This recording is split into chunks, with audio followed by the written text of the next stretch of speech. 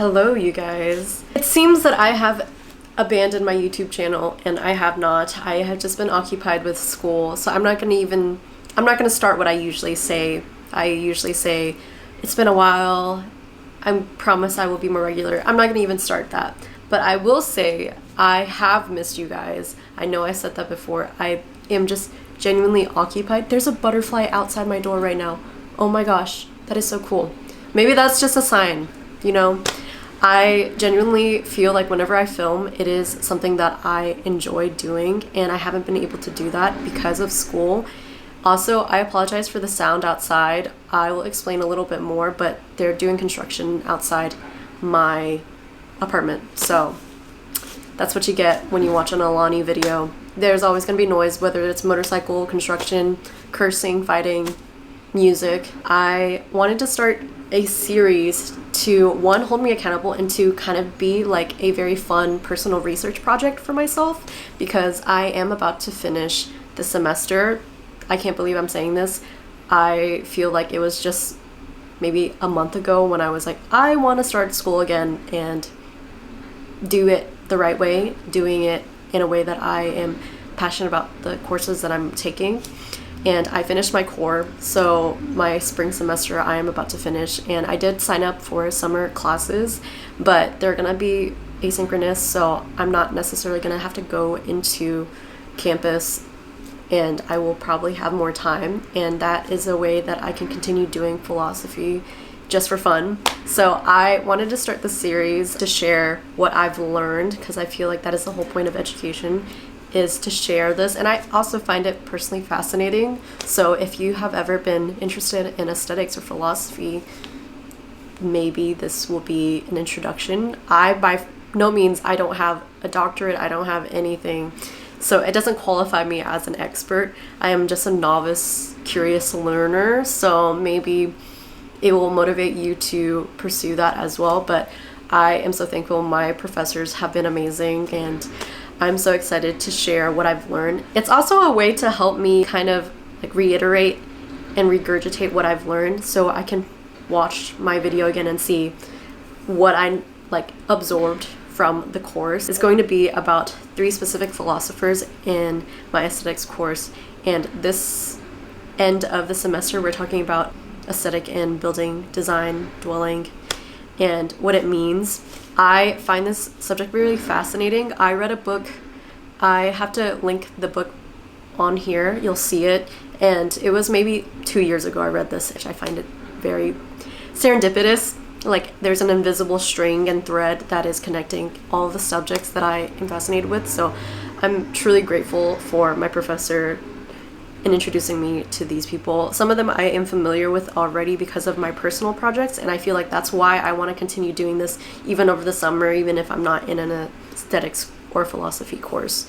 I will take some more philosophy in the fall, but they're not going to be as fun as an aesthetics class, so I feel like why not do that? And I feel like a lot of choices that we have made in our lives involve a lot of aesthetic choices, but people don't really understand that. Usually when they hear aesthetic, they think of like someone saying like, oh my gosh, that's so aesthetic, but that's not necessarily what aesthetics actually means. There's much more depth to that. Speaking of, I was talking about the noise. I'm primarily going to focus on Martin Heidegger's building, dwelling, and thinking. In German, it is Bauen, Wohnen, and Denken. Bauen, Wohnen, and Denken. Building, dwelling, and thinking, because the noise that we hear right now outside my apartment building is actually tying into this lesson really well, because there used to exist at least 5 big kind of infrastructures outside my apartment complex, and they tore it down recently because they wanted to add more to gentrified area. They tore it all down, and so for months on end, all the residue, all the leftover like bits, pieces, bricks, buildings, it's all like torn down and just like in a landfill, basically. It looks like a landfill just filled with stuff.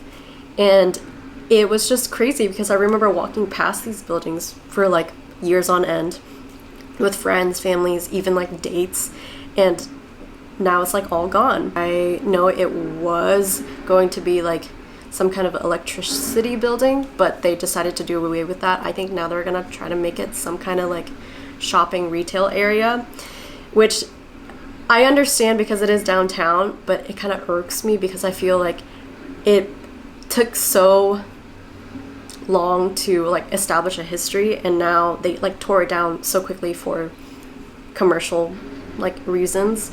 And I understand it's better to do what you can with the land instead of just like having these buildings just stand there for like God knows how many years and do nothing with it.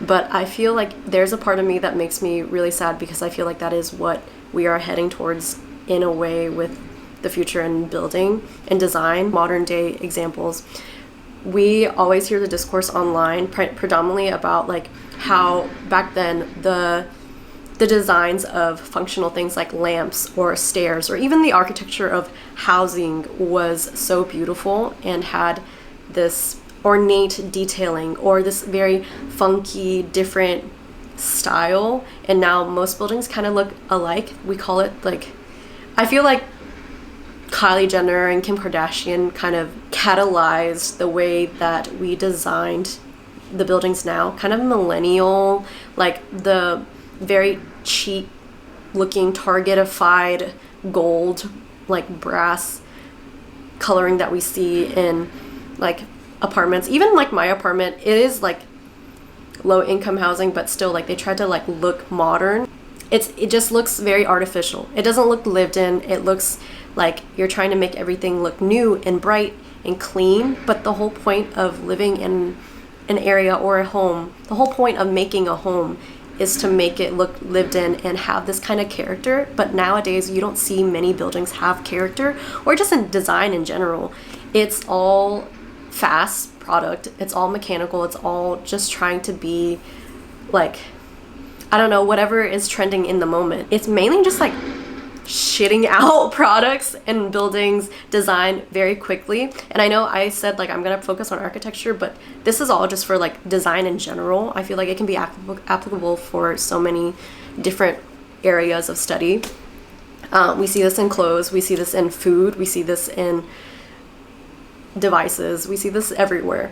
This part of the course really stood out to me because I wrote a whole presentation about attention, and one day I will be brave enough to kind of re-edit, re-observe what I wrote and make it stronger, but I'm not brave enough yet, so that will have to wait.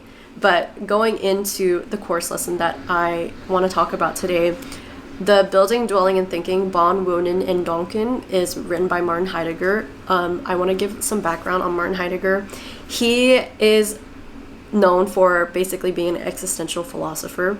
He is one of the first ones who talked about existentialism and just the idea of what it means to exist and what it takes for a person to kind of just be in the world, be on earth, be a man, not like in a female male perspective, but just be a living human being.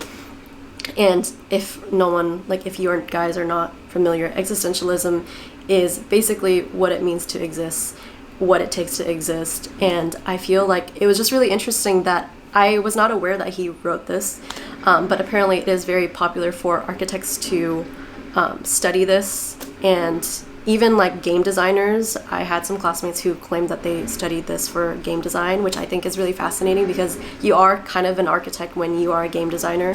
You are designing a whole world and basically being a god in that world. Martin Heidegger wrote Being in Time, and he also played a huge part in the Nazi Party, but that is to each its own. I have the PDF file here with me, and I have my notes. Also, do you guys enjoy my philosophy book? I just bought this book years ago at Los Angeles Museum of Art, LACMA, and I already loved the picture, but I have not used it in so long. And when I started school, I was like, this would be a great book for philosophy. If you guys don't know, it says "Ceci n'est pas une pipe," which is, this is not a pipe. And I feel like it fits my philosophy courses very well. But he wrote Being in Time, and he started the whole like subject matter on etymology. So he discovers what the word bon is. He studies what the word bowen, B-A-U-E-N, wonen, and donkin. Don't judge me. And if I'm saying it wrong, I'm sure you guys will correct me. But bon means building, and then wonen is dwelling, donkin is thinking. And he asks the question, what does it mean to dwell? Back then, it was during a time where there was a huge housing shortage, but I feel like this is still applicable today with design, building, and how much there's the opposite problem where there's so many buildings and there's a lot of homeless. It's really fascinating. So if any of you guys are architects or like, I don't know, study cities and urban planning like that, please like give me more articles. I would love to learn about that. We can teach each other like anything. Community of curious individuals, you know. But he asks, what does it mean to dwell? And dwelling is the goal of building, basically. We are able to dwell because we can build. I see that a lot of people think of dwelling as living in a home, which, yeah, that's like the surface level definition of dwelling. We are able to dwell because we can build.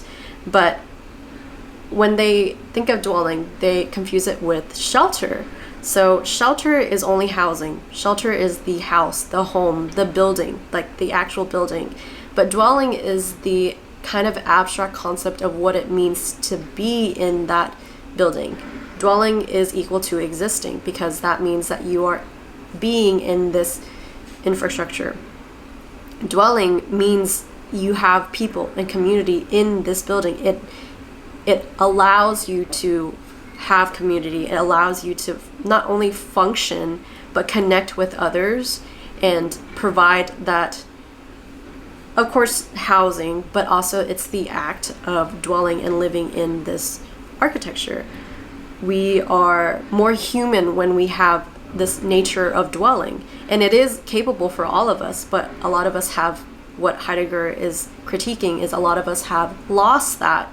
It is always innate with us, but we have started to lose that because of our priorities of making like buildings, creating buildings and creating things, but not necessarily creating things that we connect with, but more of creating something that purely serves a specific function instead of connecting the community. And this goes into the fourfold. One of the core like elements that he talks about is the fourfold. This is what the core concept of his building, dwelling, thinking, writing is about, because the fourfold is the key to constructing a building that serves a purpose and also serves to connect humans and nature. He goes specifically, the fourfold is earth, sky, divinities, and humans. So earth being like the material, like the ground that we are on, that's the plane of existence basically. And then the sky, of course, is time, weather, our concept of like seasons, and connecting that with divinities. There's a bridge, and he like makes that prime example of a bridge being an infrastructure, a creation that connects all four of these. So earth, sky, divinities, and mortals. And when mortals are connecting with this, it is like something that we are aware of, like the aware of death, the aware of life, the aware of community, and in existing with that building. The fourfold that he's saying is intertwined together. So for example, he talks about a bridge. A bridge does not connect two places. It's actually creating a place. So I want to like read a little bit of what I think is the resonant of why I love this piece so much. Dwelling, however, is the basic character of being, in keeping with which mortals exist. Perhaps this attempt to think about dwelling and building will bring out somewhat more clearly that building belongs to dwelling and how it receives its nature from dwelling. Building and thinking are each in its own way inescapable for dwelling. The two, however, are also insufficient for dwelling so long as each busies itself with its own affairs in separation instead of listening to one another. They are able to listen if both building and thinking belong to dwelling. If they remain within their limits and realize that the one as much as the other comes from the workshop of long experience and incessant practice. The real dwelling plight lies in this, that mortals ever search anew for the nature of dwelling, that they must ever learn to dwell.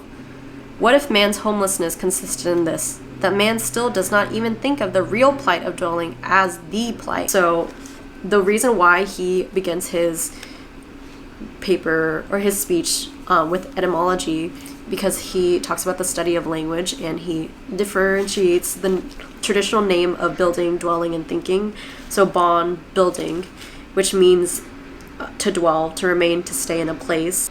To dwell, he has said, is bon, which is something that we have lost because we don't want to stay within the thing. We are so busy moving into the next subject, moving into the next piece of our life. We don't know how to dwell in a place. So if it functions, great, we got to move on. And it's not necessarily a sin or like moral wrongdoing, but he believes that when we build something, that means to cherish, to protect, to preserve and care for it, to basically cultivate the land, and that takes care. So when we design a building, we don't necessarily think of how is this going to like connect the land and community around it. We just say, what is it's going to function? Like, how fast is it going to be built? By what materials? How much does it cost? And that there he is criticizing us, and I feel like he has a right to, because I do see it. We are building efficiently but not meaningfully. We're treating space as a functional but empty place. So he differentiates space and place. Space is this area that connects all of us, again, the fourfold, but place is that true meaning of when we connect with the infrastructure around us. We lose connection to place, basically, when we're just focused on design, functionality. He says we are housed, but not truly dwelling. And the larger idea of this, because I'm sure most of you guys are like, why is this so important to, like, Kim, there's kids dying, basically. Which is a fair point, but he makes the idea that humans are not separate from the environment around us or the world around us, that we are always connected to every single thing. Being in the world, dwelling, is the true expression. It's the true idea of what it means to dwell in a place. So we see like aesthetics here isn't like a decoration, but it's not even a style or like this high-class bourgeois idea, because people, they don't think about it in that way. They just think, oh, that looks nice, and then they move on instead of dwelling and living out this idea, understanding this idea, because we don't just see space. When we see something beautiful like that, it's great, but then it's very passive. It is a very passive act to see something beautiful and move on, critiquing and saying that we don't see space, we exist in it. That is what it means to be a human being and to connect with the environment and the communities around us. So to differentiate the traditional aspect of aesthetics, which is going to an art museum, observing, analyzing a piece of art, architecture is a very different experience because you are living in this area. You are observing how it connects with the sky, the ground beneath you, other mortal human beings. Because when you realize, this goes very existential, you're going to be like, what the fuck? But when you realize you are going to die and you see these other mortals, when you know that idea of like death, it doesn't necessarily terrify you or scare you. It shouldn't, at least. At least for me, when I know that I'm going to die, it's like, that's the whole point. The whole point of life is to live it, to experience it, and death kind of adds value to that. I know that that sounds crazy, and this is not even like a cynical perspective. I think it's really hopeful. When I say existentialist, people think, oh, like existential dread, which it can be, but I feel like there's a whole other branch to it that you don't really see, because if you live forever, there is like no life. You are eternally living. That's why stories like from time on time, if you were to live forever, they talk about the misery of living forever and seeing that life loses its meaning if you don't have death. You need that. And I feel like that's what he's really getting at when he talks about mortals in the fourfold, because that means that we are a relation into the building and the environment around us. The bridges, the towers, the buildings, the parks, every aspect of architecture and design, environment is in relation to us. And if we are just purely focused on whatever is convenient for us and not really seeing the cost of what we're losing, we are losing our humanity. Like, if we don't see these objects as something in relation to us, we just see it as a pure object, we have lost our humanity. And I think that's why I really connected with this piece, because we also went over another philosopher. Her name is Yuriko Saito, and she is like one of my favorites out of this whole course. Oh my gosh, because I wrote a whole presentation about attention and what it means to have attention. It's not just about like, oh, getting off your phones. Like, that is kind of like the traditional criticism of attention, and I feel like attention is a lot more than just getting off your phone. It's not necessarily just even that. I'm not going to promote like you guys deleting your Instagram, Facebook, anything like that, because like, I read this book, How to Do Nothing by Jenny Odell, and I will continue to talk about it for the rest of my life because that book is amazing. It was my first like kind of gateway into the topic of attention and observation and what it means to truly be human and connect with the people and relation around you. Yuriko Saito has kind of a similar perspective as well, and the piece that we studied in class, I want to flip to it so that I don't mispronounce the title. It's called Everyday Aesthetics. So she is a professor at the Rhode Island School of Design, and she doesn't just focus on buildings and architecture, but she just talks about design in general.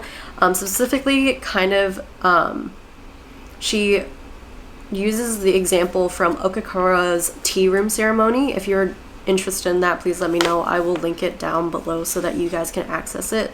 But she really talks about what it means to take aware of attention in design. So, for example, she talks about first she criticizes the kind of traditional thinking of what it means to like take notice of aesthetics in design. So usually the Western or traditional notion is you go into an art museum and anything that's in that art museum is worth attention, worth analyzing, worth appreciating.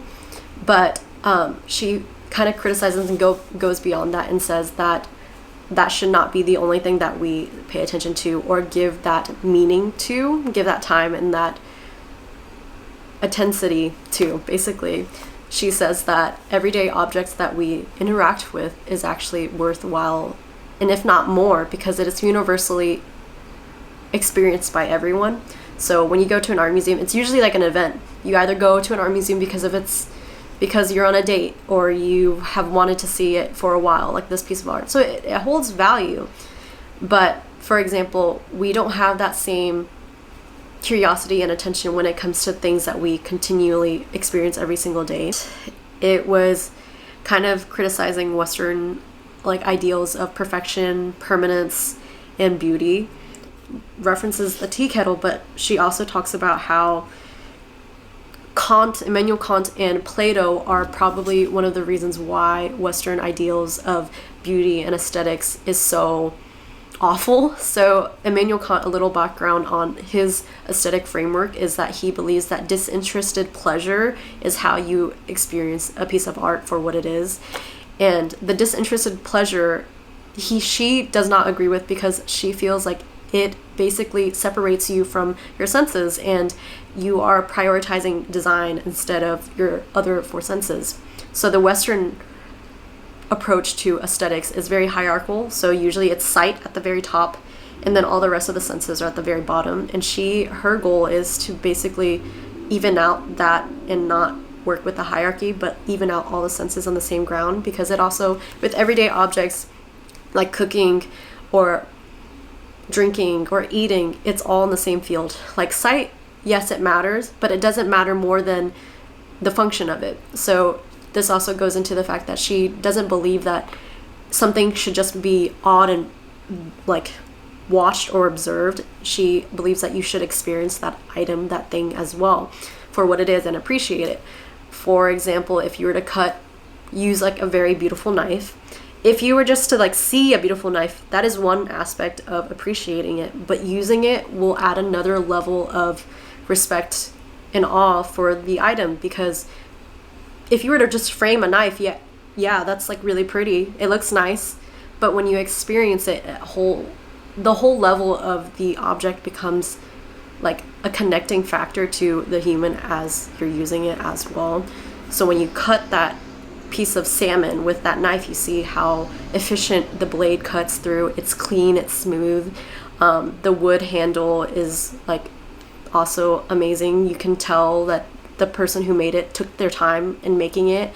Even if they don't get to appreciate the use of it, they know someone else will. That is the whole point of aesthetics and design. You can also have like a bad aesthetic experience as well, but mainly all these philosophers are talking about like positive aesthetic experiences with it. They criticize Western aesthetic experiences, but it's not necessarily like, and it's more of like a warning, a caution. And she believes that in order for the art object, the non-art object, to be aestheticized, it has to be frameless. So there is no like clear author. We create that meaning within ourselves. Singularity, so it's going to be prone to change. It doesn't necessarily last forever, which is the exact opposite of Western ideals like Plato, who believes in permanent forms, like the ultimate absolute form of perfection of that object. And it has to be useful. And that is, again, what I was talking about, where you using a knife is different than framing a very beautiful knife. You can use a very beautiful knife and it functions really well, and you can frame a beautiful knife and you can just observe it from afar, kind of the disinterested pleasure, going back to Immanuel Kant.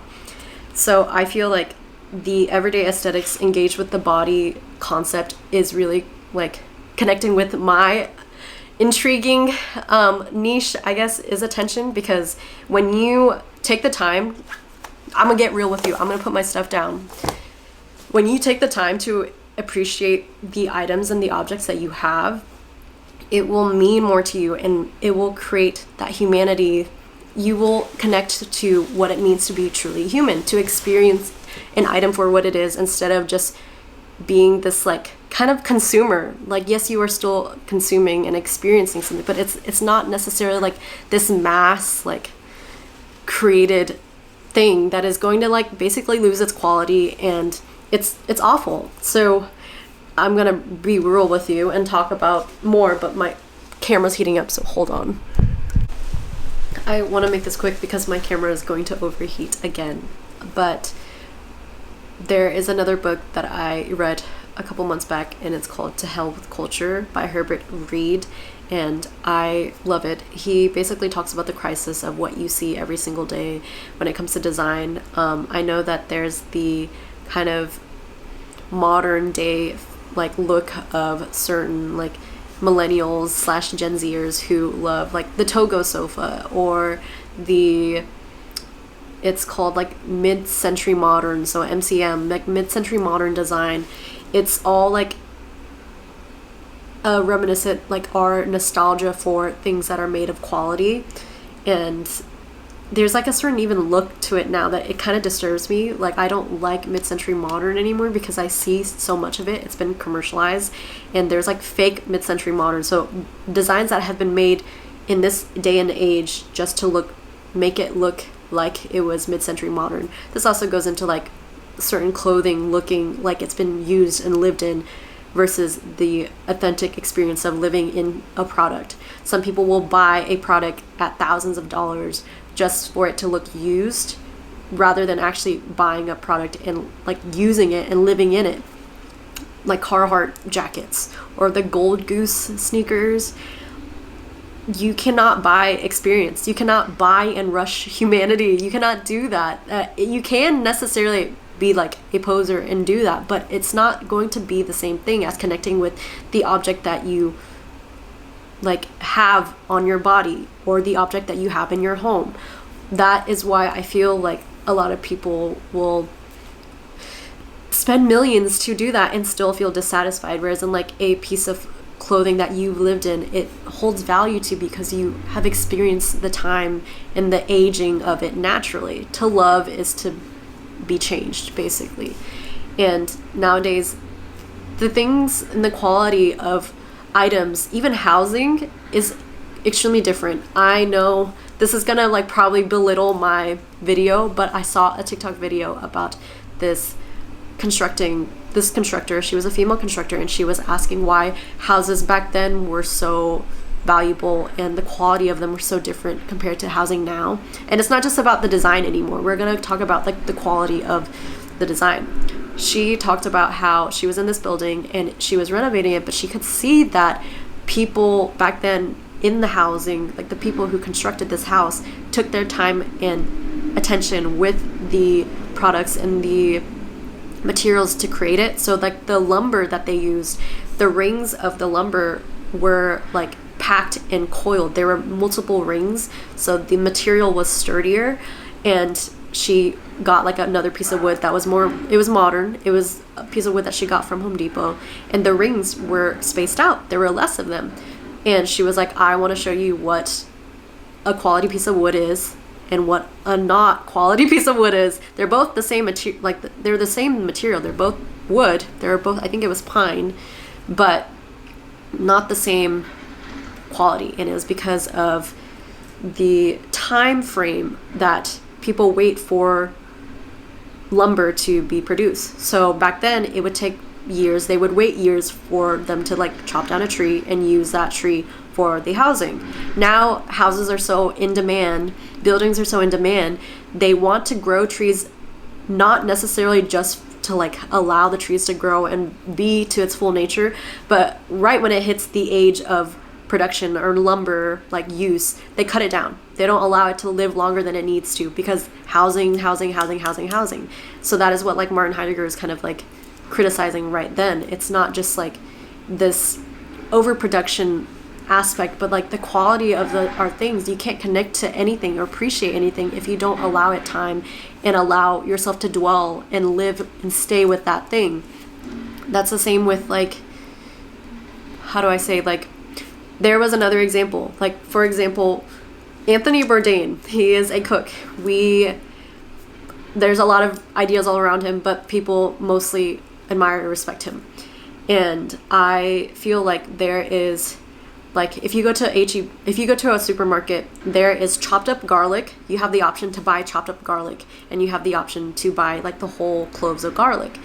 And he basically roots this idea of staying with an object, staying in a ritual, experiencing that, instead of just getting immediate satisfaction of the product, which is like the chopped up garlic. Yes, you can buy it and it's quicker, easier to cook with, but if you take the time to get the garlic clove, peel it, that is allowing yourself to feel human and experience something. It might be inconveniencing, but it also adds another element of appreciation, because you fully cooked that meal. You fully allowed yourself time and grace to cut up the pieces of garlic yourself, peel the piece of the garlic, realize this garlic was grown, instead of it just being quick and immediate. And I think that is essentially like the idea of design, holding into allowing yourself to experience and appreciate this building. And when you design something, for the quality and the design to both be even playing grounds instead of prioritizing one or the other. It should not all just be function. It should not all be design. It should all be equal on the same scale instead of a hierarchy scale. And I think that's why I really appreciated it, and I wanted to talk about it a little more. But I know that my camera is like heating up, so, and I don't want this video to be like hours long, but I could go on for hours about it. Like, this topic is really important to me. Attention to objects, attention to other people, attention to our environment. Another point before I leave out, I'm going to also talk about how Saito agrees that there's like that design aspect, but it also affects our ethics, so, and moral reasoning. For example, how certain scientists will prioritize saving endangered animals that are aesthetically appealing, like a panda or a seal or a polar bear, but not prioritizing like a really ugly insect or bug, something that is less appealing, a piece of a plant, you know, like it's not necessarily like the most beautiful thing. So scientists will have that, and they're not aware of it sometimes. They're not aware of those things because again, aesthetics can cloud our judgment, our moral judgment, our ethical judgment. It's more deeper than just, oh, like, that's pretty, that's not pretty. And I think that is why it's really important to me. Or it's worth our time, what's not worth our time. I think the dwelling, the idea of staying with an object, it doesn't just mean staying physically, but also like mentally, like understanding what it means to be a human, to experience and live something, to age it, basically, to age with the item. It's what it means to exist, which is ikban. I am. That is what it is. And yeah, I hope that made sense with you. I forgot to mention what I'm drinking. I want to start the series and talk more about some like aesthetics and philosophy, but I want to also talk about this beautiful tea as well. So this mug, speaking of craftsmanship, I have been obsessed, me and my girlfriend Sarah have been obsessed with supporting like local artisans. They make mugs, they make ceramics, and you get to support them. And they make such beautiful like objects. Like I love this. Like you can tell it's not necessarily perfect as well, which I like, but in it is a lychee tea, a green and lychee rose tea that my friend gave me. I won't give her name because I don't want to dox her, but it was from Australia, and I really appreciate her because that's really hard to get, especially with the tariffs. But that was what I was drinking today, and I hope you guys appreciated my video. I know I ramble a lot. It probably didn't make a whole lot of sense, but it's been a while since I've talked to a camera, so please forgive me. I hope you guys have a great day, and I will see you soon for another philosophy video, hopefully a philosophy video in the park. And yeah, I hope you enjoyed. Make sure that you pay attention to the things around you and your environment around you. And I hope this video helped you appreciate things, being, existing more, and what it means to be a human being. So yeah, I'll see you soon. Bye!